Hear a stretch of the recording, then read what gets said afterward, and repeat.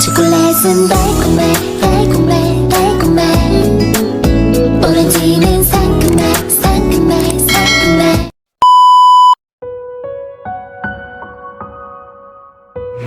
I hate wedding. Iyon ang nasa isip ni Johannes habang nakatayo sa harap ng altar na sa tabi ni Train.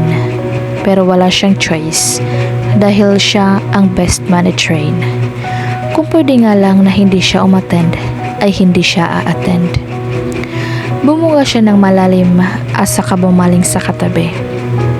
Mahina siyang napatawa na makita ang itsura ni Train. He looked like a man who was suffered from diarrhea. Sobrang lukot ang mukha nito at kahit pa siguro si Leonardo da Vinci ay hindi kayang ipenta ang mukha nito.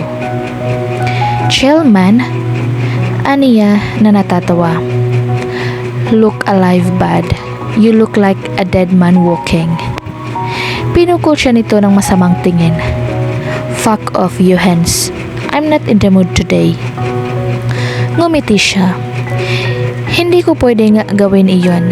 I am your best man, after all. Train puffed an annoyed sigh. Ipaalala mo nga ulit sa akin kung bakit ikaw ang best man ko. Kasi gwapo ako at gusto mong sa akin nakatingin ang bride mo kaysa sa'yo. Nakangising sagot niya. Umiling-iling ito at nagpakawala ng malalim na buntong hininga.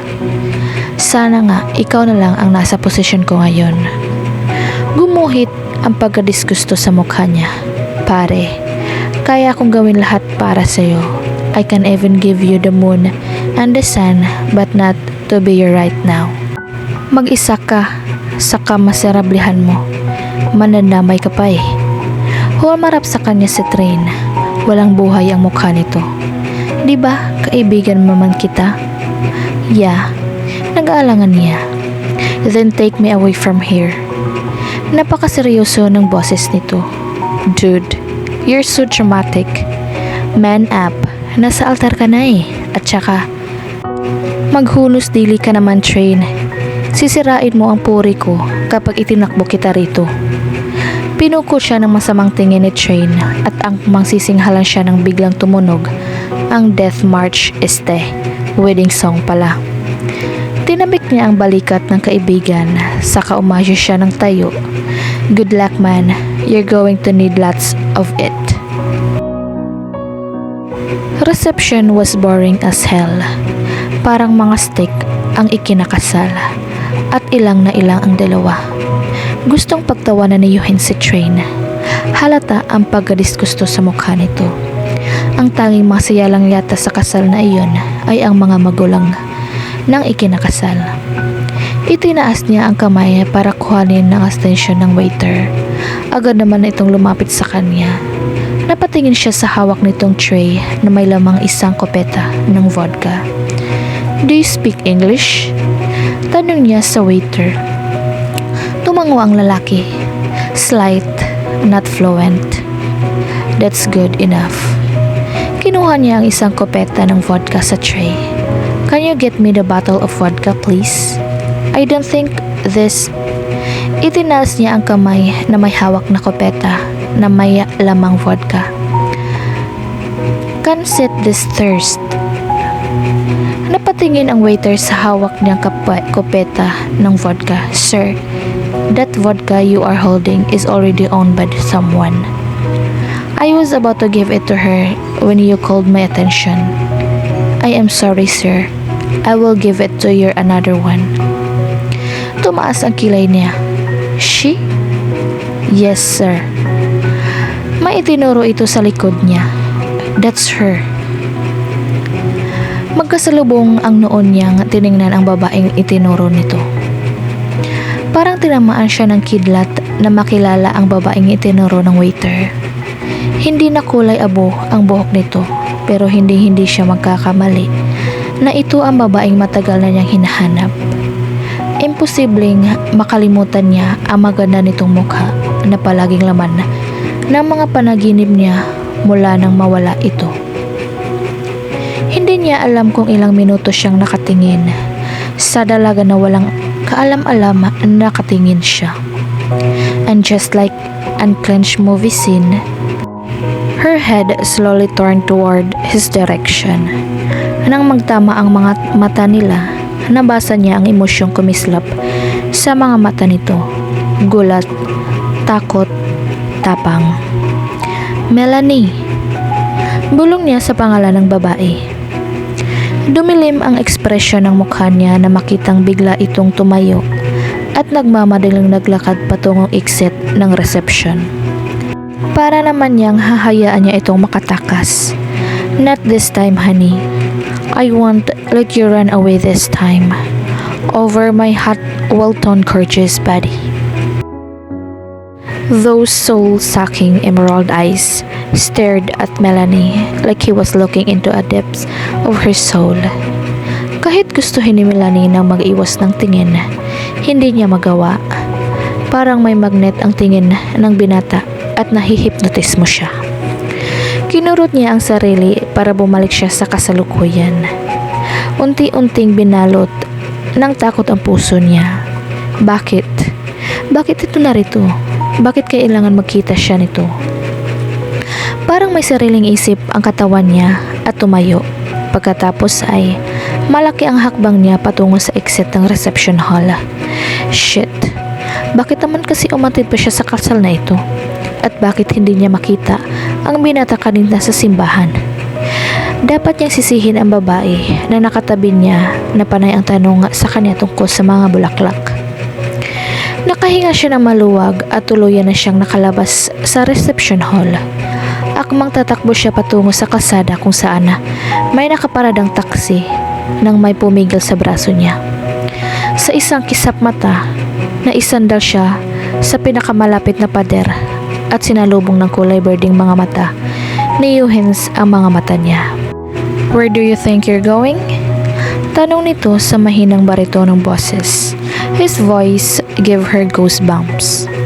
Napalunok siya nang maramdamang parang may kumiliti sa parting iyon ng katawan niya dahil sa pagkakalapit ng katawan nila. Just like that passionate night they shared together. Kung ano ang naramdaman niya sa gabing iyon, ay iyon din ang naramdaman niya sa mga sandaling iyon. Saan ka pupunta? Mahina pero matigas ang boses nito. Alam mo ba kung anong nangyari sa mga taong iniwan mo nang umalis ka? Nanliliit siya sa uri ng pagkatitig nito sa kanya. Mel felt suffocated as she stared back at him. Emerald eyes. Hindi siya makapag-isip ng sasabihin habang nakatingin dito. Bakas ang galit sa mga mata nito. Saan ka nakatira ngayon? Napalunok siya nang maamoy ang mabagong hininga nito. Halos manginig ang tuhod niya. Does it matter? Nauutal na aniya. Yeah, it does. Anito na madilim ang ekspresyon sa mukha. If I were you, sasabihin ko kung nasaan ka nakatira. Kasi baka biglang umatake ang kademonyahan ko at tawagan ko pa ang mga magulang mo na halos mabaliw sa paghahanap sa'yo. You wouldn't like that, yeah? Nagtago ka nga ng 8 taon na para hindi mahanap. So humor me. He was threatening her and it was working. Sigurado siya kapag tinawagan nito ang ama niya ay pupunta agad iyon dito sa Moscow. Baka nga bukas narito na ang ama niya. Bakit ba gusto mong malaman kung nasaan ang bahay ko? Ninenervyos na tanong niya. I'm curious. Simpleng sangkot nito. Hindi mo ba alam na curiosity always kills the cat? Yeah, I know that. But the cat has 9 lives. So, sa tingin ko naman ay mabubuhay pa siya ng matagal-tagal. Nagpakawala siya ng hininga at lihim na tinanggap ang pagkatalo. Fine, I'll show you my house. Pero kapag nakita mo na, umalis ka na. Hindi ikaw ang magdesisyon kung aalis ako o hindi. That's my decision, not yours. Anito sa malamig na boses.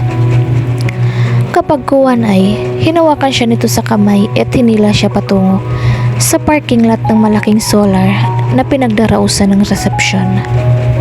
Nang makarating sila sa parking lot, hinila na naman siya nito at siya naman ay nagpahila lang.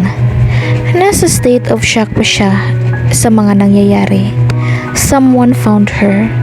Ano na ang gagawin niya? They stop in front of a silk black Bugatti Veyron. Hindi na siya nagulat nang buksan nito ang nasabing sasakyan. Juhens Vergara was after all a shipping magnate, the CEO and owner of the Pacific Pearl Shipping Lines. Sakay na. Anito nang buksan nito ang driver's seat. Doon ka sa passenger seat at hindi sa back seat. Wika nitong nang makita siyang akmang bubuksan ang back seat. Malukip-kip siya. No. Kung gusto mong malaman kung nasaan ang bahay ko, sa back seat ako. Ah! Malakas siyang napatili nang pangkuin siya nito at parang sako ng bigas na isinampay nito sa balikat. Umikot ang paningin niya dahil sa posisyon nito.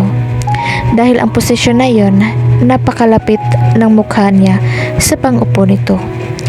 It still looked adorable even clothed. Namula ang pisingin niya sa naisip, lalo nang pumasok ang imahe ng pangupo nito sa otak niya. Mel perfectly knew how edible his ass was. Napahiyaw si Mel nang bigla siyang idiniposito ni Juhens sa passenger seat. Mabilis na sinuot nito ang seatbelt sa kanya at isinara ang pinto. Akmang bubuksan niya iyon nang marinig niya ang lock ng pinto. Naningkit ang mga mata niya sa galit habang nakatingin sa hawak nitong maliit na remote. Peste. Nang makasakay ang binata, mabilis nitong binuhay ang makina ng sasakyan at pinarorot iyon palabas ng parking lot. Pagkalipas ng habang minuto, nakarating na sila sa labas ng kanyang maliit na apartment. Dito ako nakatira. Aniya at iministra ang kamay sa apartment niya. Masaya ka na? Puno ng sarkasmo ang tanong niya. Aesthetic. Walang emosyong sabi nito, saka hinila na naman siya papalapit sa pinto. Gusto kong makita ang loob ng apartment mo. Let's go. Napipilitang sumunod siya sa binata. Ipinasok niya ang susi sa keyhole ng doorknob, saka pinihit iyon pabukas. Pagkatapos ay siya na ang naunang pumasok sa apartment niya. Nang makapasok si Juhens sa loob, parang pagmamayari nito ang apartment at komportabling umupo sa couch na nasa tabi ng bintana. Ano ba ang binabalak ng lalaking to? Juhens did not want to be rude, but Melanie's apartment sucked. Para yung tao na naaagnas na. Isang tingin pa lang niya ay parang isang langaw na lang ang peperma sa apartment na ito. Good thing the whole apartment was neat and tidy. Halatang babae ang nakatira. Ngayong nakita mo na ang loob ng apartment ko, please, umalis ka na. Narinig niyang sabi ni Melanie. Napatingin siya sa dalaga na nakakross ang braso sa harap ng dibdib. Honey, aalis ako kung kailan ko gusto, okay? Sabi niya sa dalaga. Ang matatalim nitong mga mata ay tumuon sa kanya. Kumunot ang noo ni Juhens. Hindi na kulay pula ang mata mo, aniya. Contactless lang ang kulay pula kong mata noon. Tumaas ang kilay nito. Ano ba talaga ang kailangan mo sa akin, ha, Juhens? Parang may sumipa sa dibdib niya nang marinig niyang sabihin nito ang pangalan niya. Wala namang espesyal sa pagkasabi nito sa pangalan niya, but the sounds of her voice while saying his name awakened the beast between his legs. Oh no, I'm in trouble. Ipinilig niya ang ulo para mawala ang iniisip niya. Bakit ka nagtitiis sa maliit na apartment na ito? Kung pwede ka namang manatili sa isang penthouse. Your father is a rich. 8 years akong nakatira sa apartment na to. Kaya please lang, huwag mong insultuhin. Iritado nitong sabi. Kainso-insulto naman talaga ang tinitirahan mo. Aniya sa nunuyang boses. Walang aircon. Napakainit. Enemies rin to ang kamay sa kama nito. Your bed looks like someone dead on it. Tinuro naman nito ang maliit niyang kusina.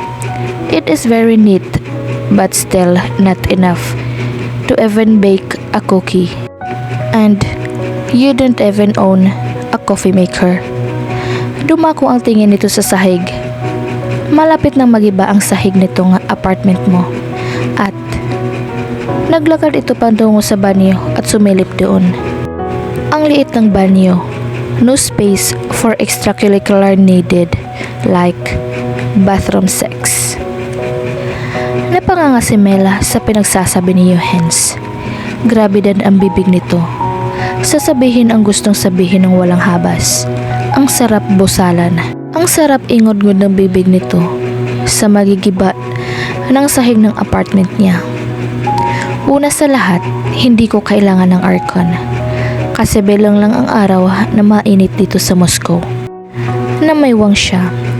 Pangalawa, I don't cook cookie. Pangatlo, mumurahin lang ang apartment na to kaya expected ng ganyan ang sahig. Pang-apat, huwag mong pakialaman ang banyo ko at sino naman may sabing gumagawa ako ng milagro yan sa banyo.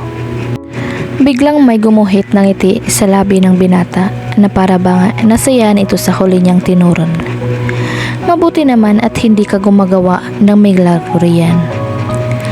Papalayasin na sana niya ito nang tumunog ang cellphone nito. Mabilis na kinuha nito ang cellphone sa bulsa ng Amerikanang suit na suot nito at sinagot ang tawag. Hello? Johannes Vergara speaking. Isang mahabang katahimikan ang namayanan bago ito nagsalita. That's better. I want you to monitor the shipment of lacquers. And sadyang biniti nito ang sasabihin at tumuon ang tingin sa kanya bago nagsalita muli. Cancel all my appointment for a month. I'll be very busy.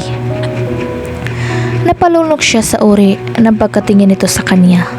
Hell. Why did he cancel all his appointment for a month? Ano ba ang nasa isip ng lalaking to? Sana naman hindi siya pipursahin nito sa loob ng isang buwan. Tinapos nito ang tawag kapag kuwan ay hinuban nito ang Amerikanong suit na suot at tanging boxer lang ang itinira. Napakurap-kurap siya sa ginawa ng binata. He stood before her with all his glory. Napalunok siya at mabilis na nag-iwas ng tingin para itago ang pamumula ng pisngi niya dahil sa hubad na katawan nito. Johannes, what the hell? Magdamit ka nga. Naiiskandalong sigaw niya. Napaatras siya na mag-umpisa itong humakbang papalapit sa kanya. Anong ginagawa mo? Abot ang kabang nararamdaman niya nang tumama ang binti niya sa kama. Naglalakad papalapit sa'yo. Painosingting sagot nito. Napatili siya nang mawala na siya sa balanse na pahiga siya sa kama. Napaawang ang labi niya nang kubabawan siya ng binata. Kahibla na lang ang layo ng kanilang mga labi. Their eyes were locked with each other, and her breasts were intimately pressed against his chest. Their closeness made her feel hot all over. It was making her wet down there. Shit, this is not good. Say my name, Melanie. Bulong nito sa mga labi niya. She hated her full name. Ayaw niyang tinawag siya nito sa buong pangalan niya. Pero nang si Johannes ang tumawag sa kanya gamit ang buong pangalan niya, parang may kakaiba itong hatid sa puso niya. Say my name, Melanie. Ulit nito. Napalunok siya. Johannes. His emerald eyes dark with desire. I like it. Iba naon ito ang mukha sa liig niya sa kahinalik-halikan siya doon. Ang sarap sa pakiramdam kapag sinasabi ang pangalan ko. Kinagat-kagat nito ang balat sa leeg niya. It's giving me a massive boner, honey. Pigil niya ang sarili na hindi mapadaing sa ginagawa nito. Ano bang sinasabi mo? Napasinghap siya nang dilaan ni Johannes ang gilid ng tenga niya. Kinagat niya ang pang-ibabang labi para pigilan ang mahilinghing sa gustong lumabas sa bibig niya. Stop it, Johannes. Nauutal na aniya. Ang katawan niya ay nag-uumpisa ng mag-init. Bahagyang binigyan nito ng distansya ang mukha nila. Saka matiim siyang tinitigan. May emosyon siyang nakikita sa mga mata nito na hindi niya mabasa. Hindi ko pa rin makalimutan ang ginawang pag-iwan sa akin. Wika nito. 8 years had passed, Melanie, pero wala pa rin nagbago. He expertly slid his hand inside her panty. And you'll be punished for leaving me on the bed like that. Pagkasabi niyon, ay nilukamos nito ng halik ang nakaawang niyang mga labi.